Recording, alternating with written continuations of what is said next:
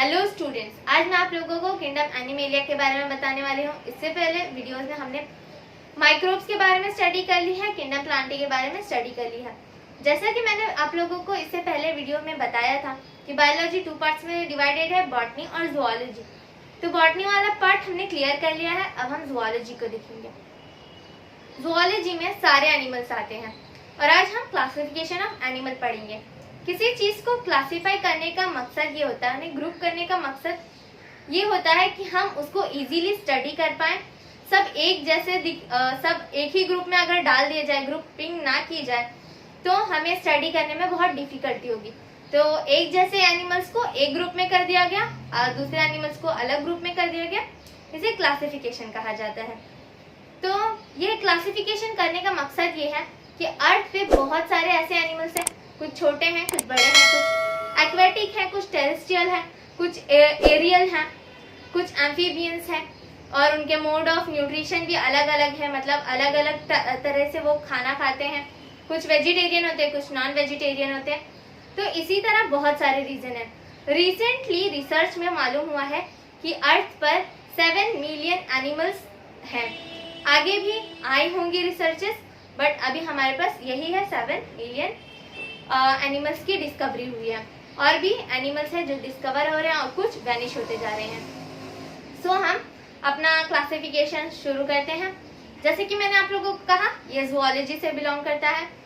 तो जूलॉजी के मतलब जिसने जूलॉजी बताया, यानी एनिमल्स के बारे में डिस्क्राइब किया, उन्हें फादर ऑफ जूलॉजी कहा जाता है।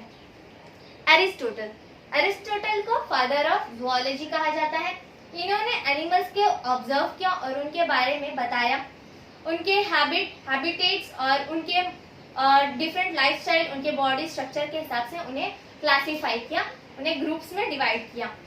सो एरिस्टोटल ने जब स्टार्टिंग में जो ग्रुप्स बनाए थे हैबिट और हैबिटेट्स के हिसाब से, उसे आर्टिफिशियल क्लासिफिकेशन कहा जाने लगा, क्योंकि उसमें और उसकी डिस्क्रिप्शन नहीं थी कि उसमें ऑर्गेनाइजेशन, सेल का ऑर्गेनाइजेशन कैसा है, और भी जो दूसरे क्राइटेरियाज है वो काम नहीं हुए थे।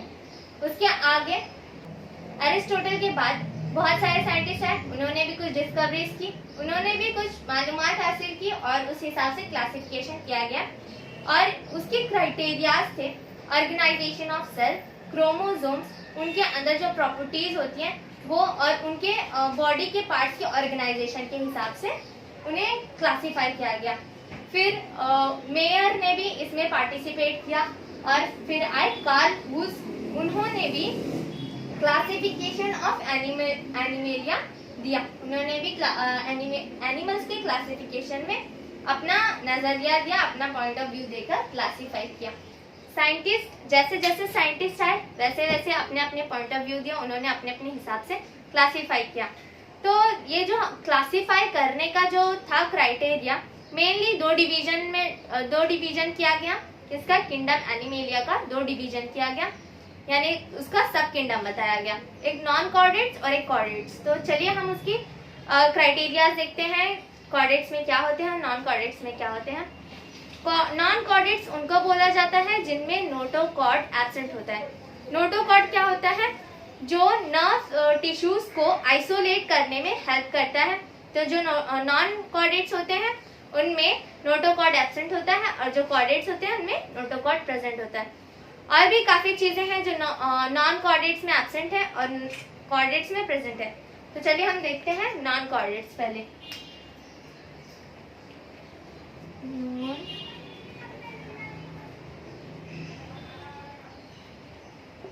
नॉन कॉर्डेट्स में पहले तो जैसे कि मैंने कहा, नोटोकॉर्ड एब्सेंट,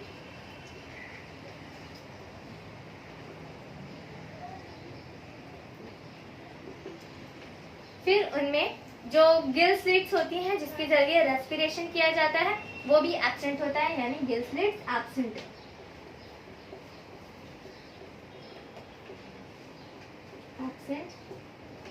उसके बाद नर्व कॉर्ड जो होता है वो प्रेजेंट तो होता है, लेकिन वो वेंट्रिकल साइड में प्रेजेंट होता है, यानी आगे की साइड प्रेजेंट होता है, और पैड होता है वो, यानी nerve cord present at ventricle site. Ventricle site. फिर एक और क्राइटेरिया है जो है हार्ट. उनका हार्ट जो है डॉर्सली प्रेजेंट होता है. नॉर्मली जो नर्व कॉर्ड होता है वो डॉर्सली प्रेजेंट होता है, तो इनमें जो वेंट्रिकली प्रेजेंट है, तो जाहिर सी बात है जो वेंट्रिकली प्रेजेंट होंगे वो डॉर्सल में चले जाएंगे. और जैसा कि मैंने कहा पैड होते हैं ये पैड.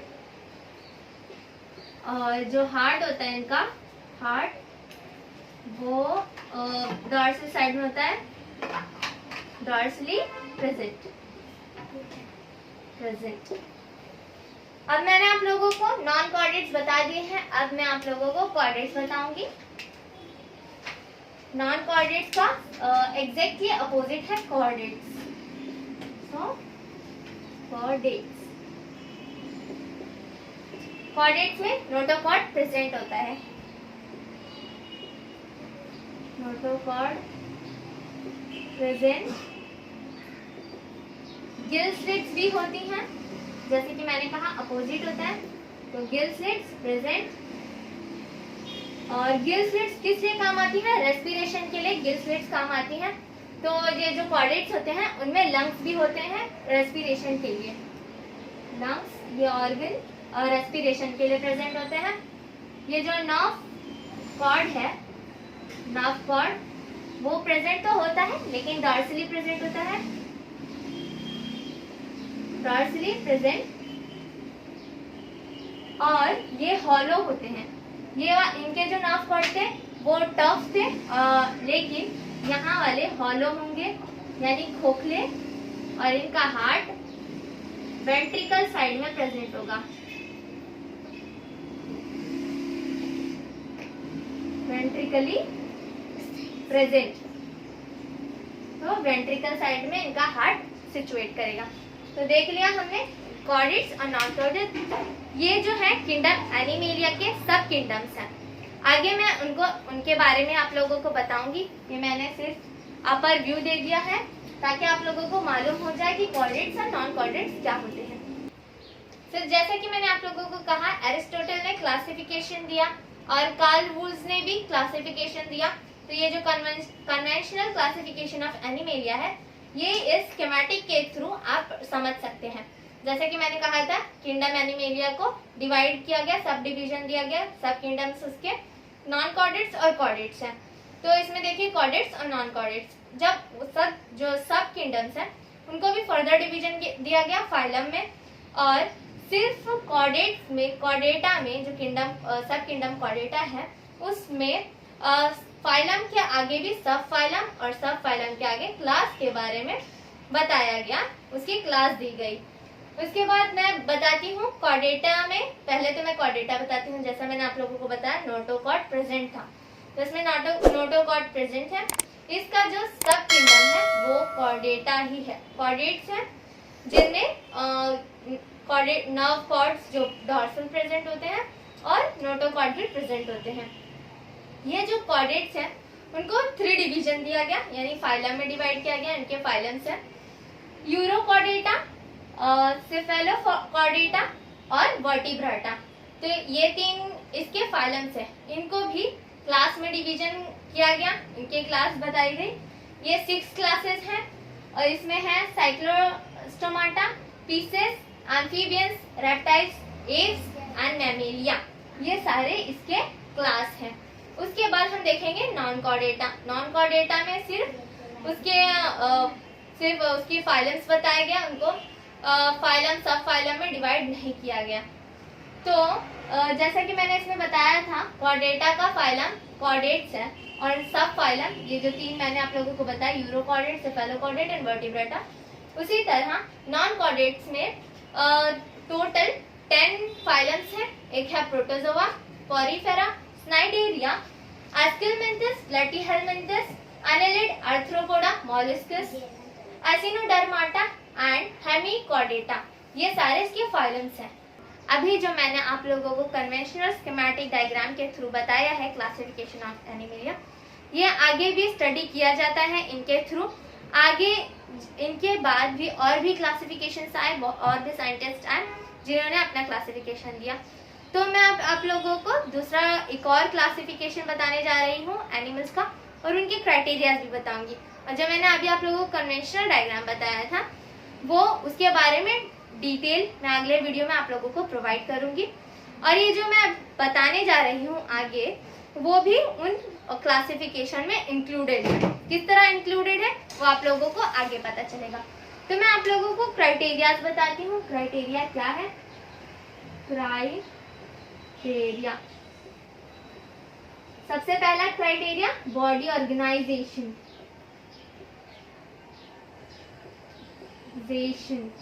बॉडी किस तरह ऑर्गेनाइज की हुई है, उसके एक बॉडी ऑर्गेनाइजेशन क्या है, या आगे मैं आप लोगों को डीप में बताऊंगी। अभी मैं ऊपर ऊपर से क्राइटेरिया बता रही हूँ। उसके बाद बॉडी सिमेट्री,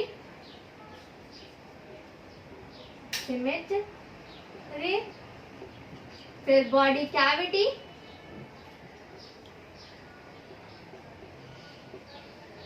उसके बाद जॉम लेयर्स, कितने जॉम लेयर्स हैं। उसके बाद आता है जॉम लेयर्स हो गए। उसके बाद आता है सेगमेंटेशन।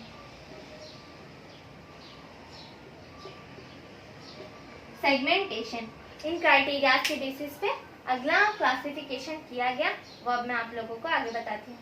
ये स्कीमेटिक रिप्रेजेंटेशन जो मैं आप लोगों को दे रही हूँ, या आप लोग लिख लें, या फिर मैं इसकी पीडीएफ आप लोगों को प्रोवाइड कर दूंगी, ताकि आप लोगों को पढ़ने में और समझने में आसानी हो। बाकी मैं आप लोगों को आगे बताती जाऊंगी किस तरह क्या करना है। जैसा मैंने आप लोगों को कहा था, वो क्राइटेरियाज को मैं डीप में बताऊंगी। तो अब मैं शुरू करती हूँ। सबसे पहला है बॉडी ऑर्गेनाइजेशन।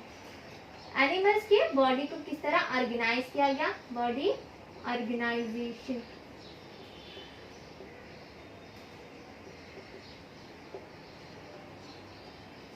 जो यूनिसेल्यूलर है, कुछ एनिमल्स हैं जो यूनिसेल्यूलर है, वो उनका जो बॉडी का जो भी फंक्शन होता है वो एक ही सेल से होता है और कोई सेल से नहीं होता, इसलिए उनको प्रोटोप्लाज्मिक सेल बोला जाता है, यूनिसेल्यूलर।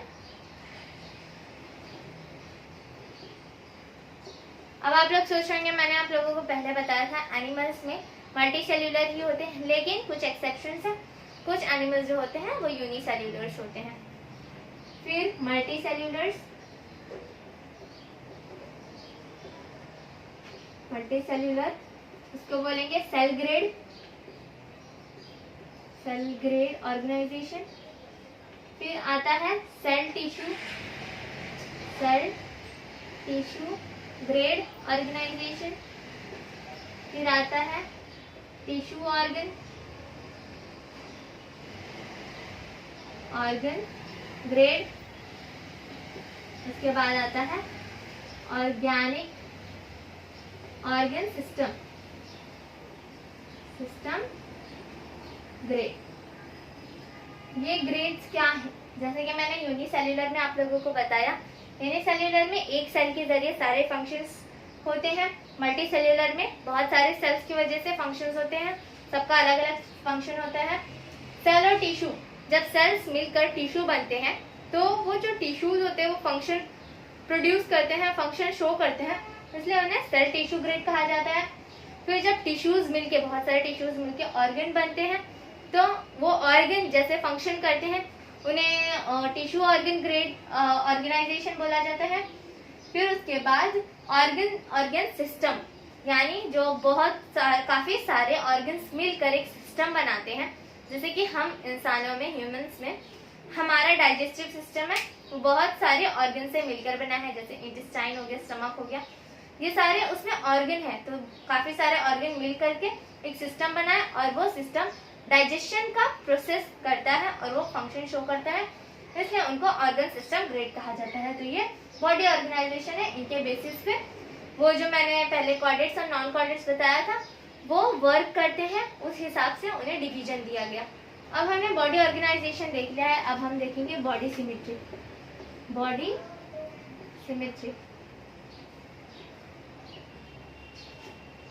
सिमेट्री यानी कोई भी इमेजिनरी लाइन के थ्रू उसे डिवाइड किया जाना। जैसे ये एक बॉडी है, सर्कुलर है, अगर हम इसे इमेजिनरी से लाइन ड्रॉ करेंगे, एक एक्सिस बनाएंगे और इसको डिवीजन देंगे तो ये डिवाइड हो जाएगा, तो इसे सिमेट्री कह देंगे, ये इसकी सिमेट्री है। सो इसकी भी 3 टाइप्स है, असिमेट्रिकल, नंबर 1 असिमेट्रिकल,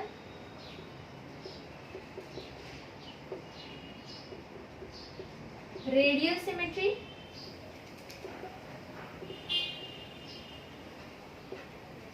और बायलैटरल सिमेट्री।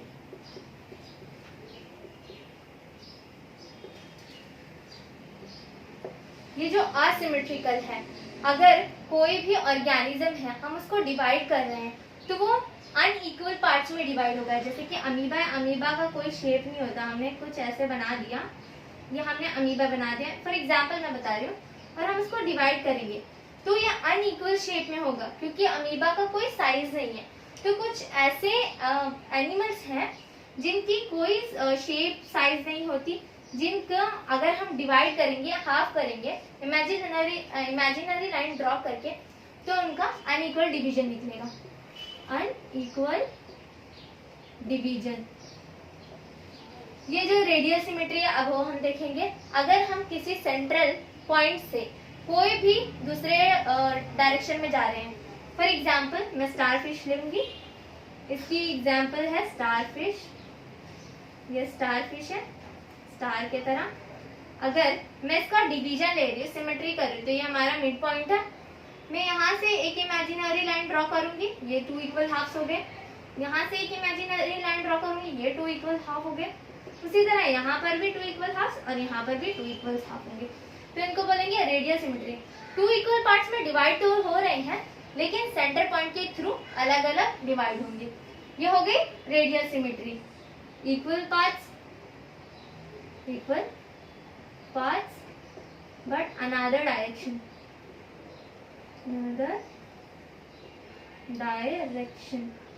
अब बचा बायलैटरल सिमेट्री। बायलैटरल से समझ लीजिए, बाय यानी 2 इक्वल हाफ्स। जैसे कि मैंने आप लोगों को बताया हम ह्यूमन बीइंग हैं, अगर हमको इस तरह डिवाइड किया जाए तो एग्जैक्टली सेम डिवीजन होगा, यानी एक हाथ इधर, एक हाथ इधर, एक पैर इधर, एक पैर इधर, एक आंख इधर, एक आंख इधर, यानी जितने ऑर्गन्स हैं वो सारे इक्वली डिवाइड हो जाएंगे। तो इसमें आएगा इक्वल डिवीजन, इक्वल डिवीजन। ये हो गया हमारा सिमेट्री। बॉडी सिमेट्री हमने देख लिया, सिमेट्रिकल, रेडियल सिमेट्रिकल और बायलैटरल सिमेट्रिकल। हमने बॉडी सिमेट्री देख ली, बॉडी ऑर्गेनाइजेशन देख लिया। अब हम देखेंगे जर्म लेयर। जर्म लेयर क्या होता है? जब कोई इंडिविजुअल पैदा होता है, यानी न्यू बॉर्न बेबी, इन्फेंट जो होते हैं, वो जब पैदा होते हैं तो पैदा होने से पहले वो मदर वूम में उनके जो जर्म लेयर्स होते हैं उसके थ्रू उनके ऑर्गन्स बन जाते हैं। तो जैसा जैसा जिसका मतलब जो एनिमल्स होंगे जिस टाइप के होंगे वैसे इनमें जर्म लेयर्स होंगे। तो एक है डिप्लोब्लास्टिक जर्म लेयर और एक है ट्रिप्लोब्लास्टिक। तो पहला है डिप्लोब्लास्टिक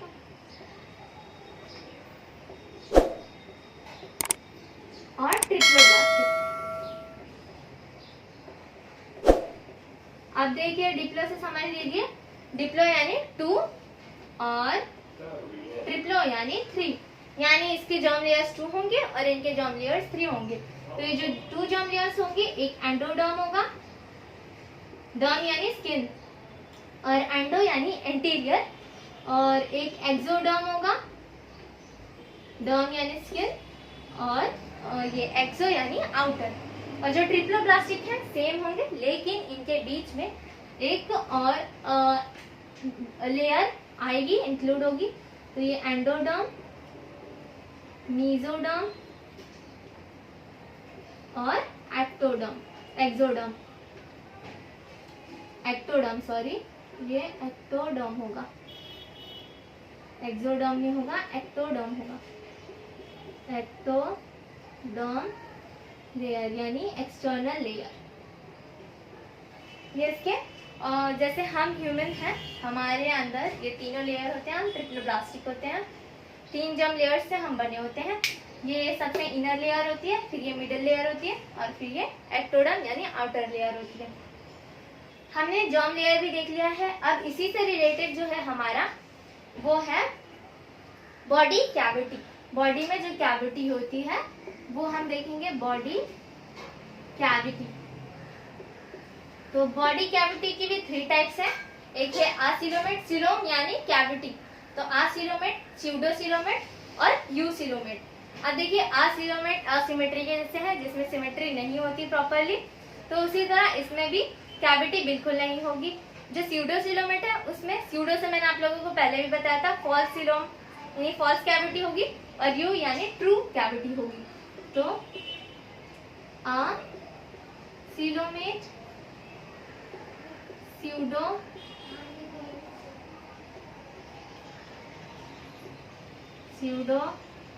सिलोमेट और एक होगी यूसिलोमेट। ये जो मैं ये जो टर्मिनोलॉजीज बता रही हूँ उसे याद कर लें। अगर आप लोगों को कुछ मेरे बताए हुए से आप लोगों को समझ में आ जाएगा, अगर आप नहीं भी पढ़ेंगे तो एग्जाम में आप लोगों को टर्मिनोलॉजीज को सोच करके याद आने की वजह से आप लोग इजीली उसका आंसर खुद से भी प्रिपेयर कर सकेंगे। सो ये टर्मिनोलॉजीज आप लोग याद करेंगे तो बेटर होगा, आगे भी आप लोगों को बहुत हेल्प होगा। तो ये जैसे मैंने बोला था असिलोमेट, तो इसमें जो बॉडी कैविटी है, जैसे ये एक ऑर्गन है और ये जैसे एक बॉडी है, उसकी ये एक्टोडर्म लेयर है और ये एंडोडर्म लेयर है। तो बीच में कोई भी कैविटी नहीं होगी, ये फुल फिल्ड होगा, इसमें कोई कैविटी नहीं होगी। तो ये असिलोमेट है, नो कैविटी। फिर ये जो स्यूडोसिलोमेट है, जैसे मैंने आप लोगों को ट्रिप्लोप्लास्टिक जर्म लेयर बताया, तो ये जो आउटर लेयर है वो एक्टोडर्म है, ये जो इनर लेयर है वो एंडोडर्म है, ये जो मिडिल में है वो मीजोडर्म है। तो जो ये सिलोमेट यानी कैविटी होती है वो मीजोडर्म के बीच में होती है, यानी मीजोडर्म जब सेपरेट होके आधा एक्टोडर्म की तरफ चला जाता है, आधा एंडोडर्म की तरफ चला जाता है और बीच में कैविटी बनती है, उसको रियल कैविटी बोले जाता है। तो ये जो स्यूडोसिलोमेट है उसमें रियल कैविटी नहीं है, कैविटी है लेकिन फॉल्स कैविटी है। और ये जो लेयर है ये हमारी मीजोडर्म है, मीजोडर्म ये एक्टोडर्म है और ये वाली एंडोडर्म है। और ये जो स्पेस है, ये जो एम्प्टी स्पेस है वो हमारा कैविटी है, लेकिन वो मीजोडर्म से बनी हुई कैविटी नहीं होने की वजह से इसे स्यूडोसिलोमेट कहा जाने लगा। अभी आप लोगों को ये दोनों से समझ जाना चाहिए कि ट्रू सिलोमेट यानी यू सिलोमेट किसे कहा जाता है, फॉल्स कैविटी, और यू सिलोमेट यानी ट्रू कैविटी। यानी अगर हमारा ये कोई ऑर्गेनिज्म है तो इसके जो एक्टोडर्म लेयर है और ये जो मीजोडर्म लेयर है, सबसे पहला एंडोडर्म है, ये वाली एंडोडर्म है, और ये जो मीजोडर्म लेयर है वो एक कैविटी बनाती है। ये कैविटी को हम बोलेंगे ट्रू कैविटी। ये कैविटी बन गई और ये जो सारी है वो ये जो एम्प्टी प्लेस है वो मीजोडर्म है, मीजोडर्म और ये वाली एंडोडर्म है। तो इसमें ट्रू कैविटी होती है, ट्रू कैविटी। अभी आप लोगों को आगे ये सारी टर्मिनोलॉजीज याद रखनी है, आगे भी जो मैंने आप लोगों को कन्वेंशनल डायग्राम बताया है उसमें यूजफुल होगा। हमने बॉडी कैविटी भी देख ली, अब हमारा लास्ट बचा है बॉडी सेगमेंटेशन। सेगमेंटेशन से तो सबको समझ में आ गया होगा, सेगमेंटेड बॉडी यानी उसमें कोई सेगमेंट हो, यानी कोई कट हो या फिर कोई लाइन पास की गई हो, सेगमेंट तो सबको समझ में आ गया होगा। तो ये जो सेगमेंट है, सेगमेंटेड बॉडी किसे कहा जाता है, अगर किसी बॉडी में कोई बॉडी को हम अगर डिवाइड करें तो उसमें पहले से कुछ स्मॉल पार्ट में वो डिवाइड हो, इस तरह डिवाइड करें कि वो स्मॉल पार्ट में डिवाइड हो, इजीली डिवाइड हो सके, तो उसे हम लोग बोलेंगे सेगमेंट यानी स्मॉल पार्ट, उसको बोलेंगे सेगमेंटेशन। यानी अगर हम उसे डिवाइड कर सकें, और जो पार्ट हम स्मॉल पार्ट को डिवाइड करके अलग कर सकते हैं उसको बोलते हैं हम सेगमेंट, यानी छोटा सा कोई पार्ट डिवाइडेड पार्ट यानी उसका डिवीजन हो चुका है, वो अलग हो चुका है, इसलिए उसको सेगमेंट बोलेंगे। सेगमेंट, और इसको सेगमेंटेशन या फिर सेगमेंटेड भी बोल सकते हैं, यानी उसमें सेगमेंट्स बने हुए हैं। अब आप लोगों को इस तरह समझ में नहीं आएगा। आप लोगों ने अर्थवर्म तो देखा होगा, अगर आप लोगों को डर नहीं लगता है तो आप लोगों ने करीब से देखा होगा तो आप लोगों को समझ में आएगा, और अगर डरते हैं तो आप लोगों को नहीं पता चलेगा, डायग्राम से ही समझ में आएगा। तो अर्थवर्म तो ऐसे इस तरह होता है, कुछ इस तरह पतला सा स्नेक लाइक होता है, और उसमें इस तरह सेगमेंट्स बने हुए होते हैं। यानी अगर आप लोगों को पता नहीं होगा कि अर्थवर्म के आगे भी मुंह होता है और पीछे भी, मतलब अगर हम इसे डिवाइड कर दें तो फिर भी ये मूव कर सकता है, ये मरता नहीं है, डेड नहीं होता है। कि जैसे हम सोचते हैं कि अगर हम इसे कुचल देंगे या फिर तोड़ देंगे तो ये मर जाएगा, लेकिन नहीं, ये डिवाइड होके रीडेवलप हो जाएगा और फिर आगे मूव होगा। तो ये जो पार्ट होता है उसको बोलेंगे सेगमेंट, और इसको बोलेंगे सेगमेंटेड बॉडी।